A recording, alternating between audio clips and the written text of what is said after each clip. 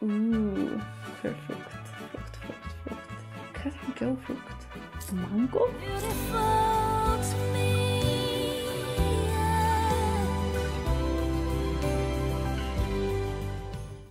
Hej, hjertelig velkommen til kanalen VAKURLEIKI.FO. Det Dina Norbergs tidligere her.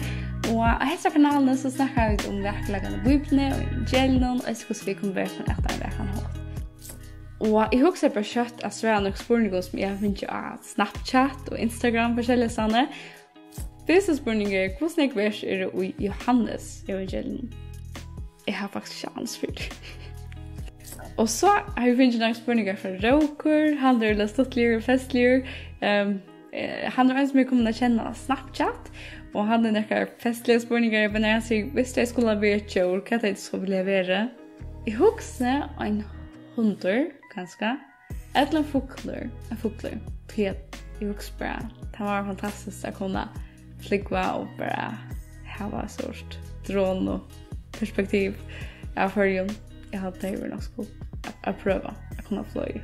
Ofte hvis jeg drømmer, så drømmer jeg alltid bare til flyge. Så det noe som jeg vil nok skole å prøve.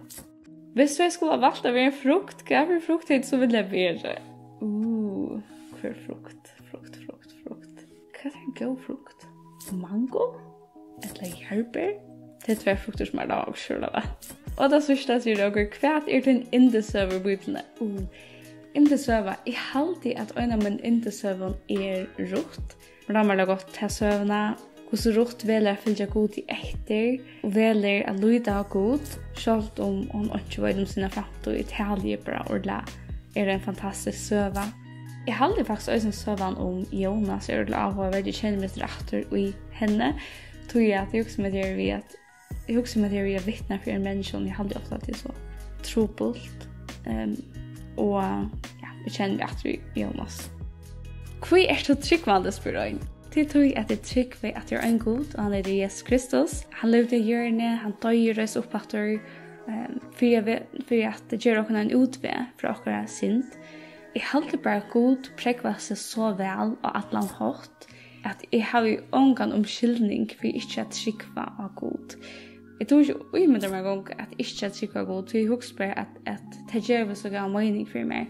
Jeg kom til trygg da jeg var øyelig lite, eller var bare nødgjør, og da var det øyelig anfall. Jeg sa at mamma og pappa hadde en vittnesbord, jeg sa at jeg åtte en fri som jeg langtest etter, og jeg opplevde da jeg leste Guds ord av Bíbliuni at jeg gav meg en fri, og at han hadde visst jeg at God var verilig. Ikke til jeg sa God, men til jeg opplevde God, og jeg sa hva God gjør det i livet av mennesker omkring meg.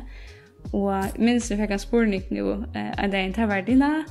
Det er nærmest jeg god, og jeg sier sånn, nei, jeg har ikke god, men jeg har helt ikke vinden, men jeg har hva vinden gjør, og jeg har hva god gjør. Og det akkurat så at jeg sa hva god gjør det i livet av mennesker omkring meg, og tog visste jeg at god var verilig.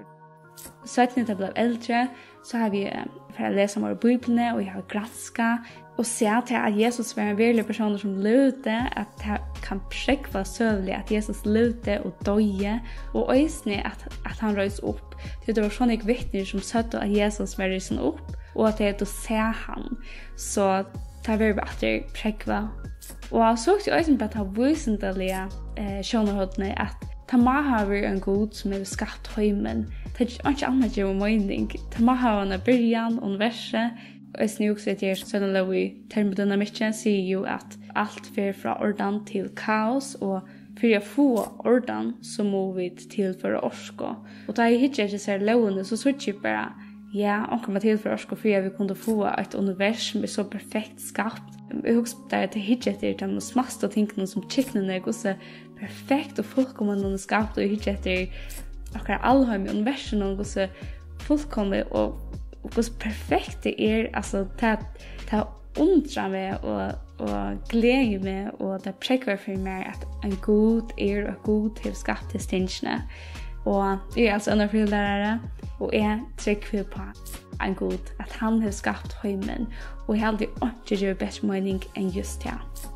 Så ett nästa spurningar som jag fick sett in om väges Snapchat och Instagram är nästan, och jag tror jag går över spurningar.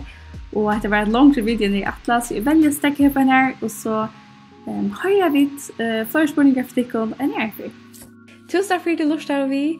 Og hvis du har flere spurningar, så er du alltid velkommen å sende det til meg, og så vil jeg røyne svare dem i en Q&A eller noen podcaster. Bye!